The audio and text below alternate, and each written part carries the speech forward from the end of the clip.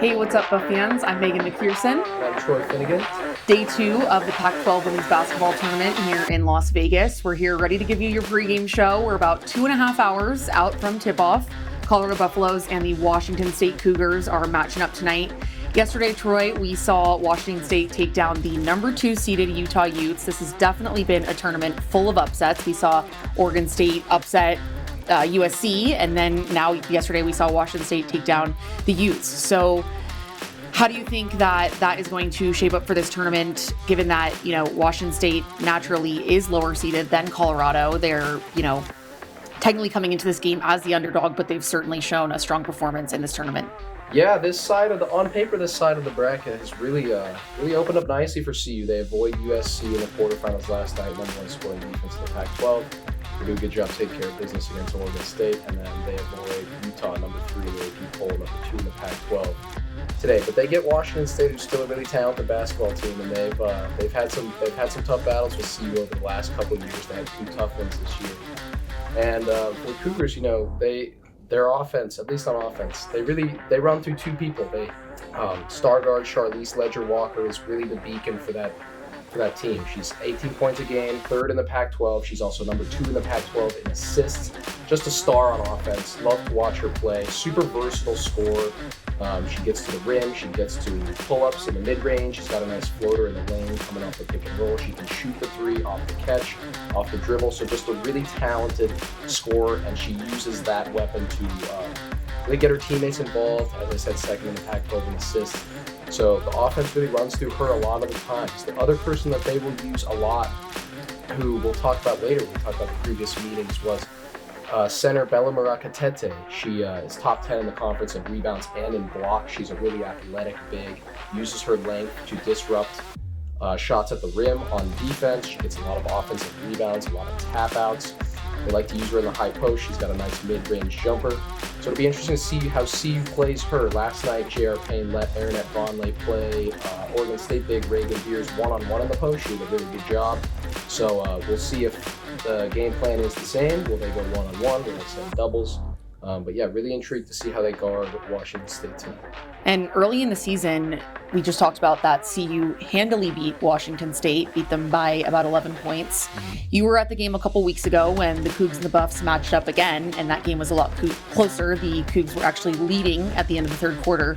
So based on what you saw in that game between those 2 teams, what does CU need to do, and what do they need to not do in order to come out on top tonight? Yeah, it was a really tough battle a couple weeks ago in Boulder. Washington State controlled most of the game despite not getting a huge output from the 2 stars that I mentioned earlier. They had a lot of contributions from the bench, and the other players, role players, knocked down a bunch of shots.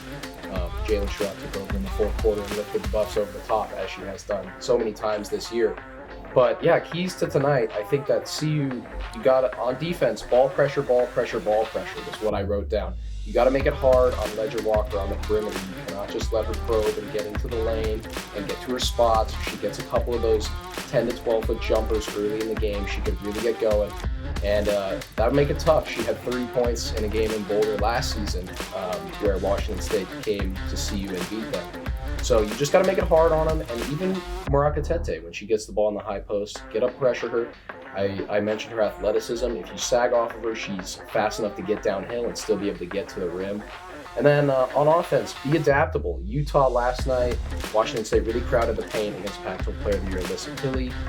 And they really made it tough, and Utah just kept going over and over. And you got to go to your stars. But at some point, Washington State was doing a really good job of taking away what they did well, and Utah did not really make very many adjustments to get out of that. So I'm pretty confident that J.R. Payne will do that. She did that last night in the first half when Oregon State took a lead. She was searching, she was finding new lineups, and eventually found something that clicked in the second half.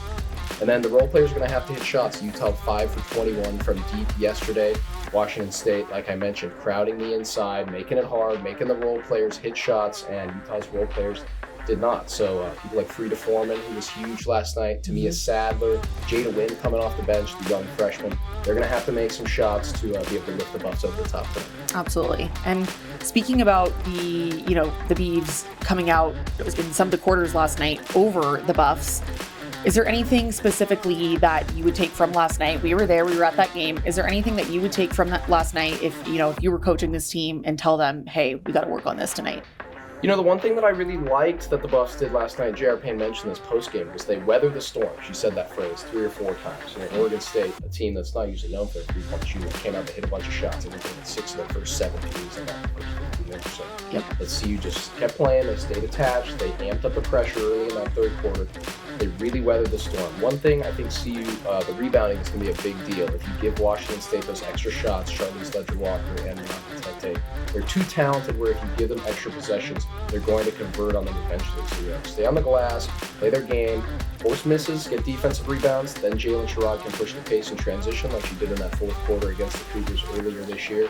And I think that if they do those things, they'll be able to get into the championship game on Sunday. And that's certainly the hope, right? Yep. And speaking of some statistics, this is the 4th semifinal appearance for CU women's basketball in the Pac-12 tournament. But we were just talking about this before the show. CU has never made it to a final. They've never made it to a Pac-12 final. And so, coming into this game, they're the number 3 seed. Washington is the number 7 seed. This is probably the best chance that they're ever going to have in terms of, their history, being the higher ranked seed coming into this game. So do you think they can do it? I do. It is their best chance. You're totally right. This is the first time, and it felt like that CU took another leap this year. They took one last year. They kind of burst onto the scene, ran into Stanford in the semifinals, and they got blown out. But this year, they've proven that they belong. They've proven that this is a program that can really sustain this kind of success, and they've earned this. It's the first. You mentioned that it's the first time they're going to be the higher seed in the semifinal. They've earned that this year. 3rd in the Pac-12. Only 2 teams above them are both top 5, top 10 teams in the country. So they've earned this spot, and I think they're ready for the moment today.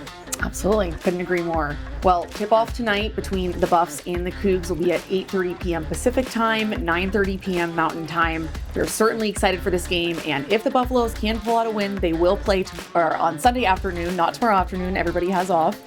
Despite the winners and the losers. But we'll see them play on Sunday afternoon, potentially in the championship if they can come out with a win tonight. Megan McPherson, Trey Finnegan with your pregame report.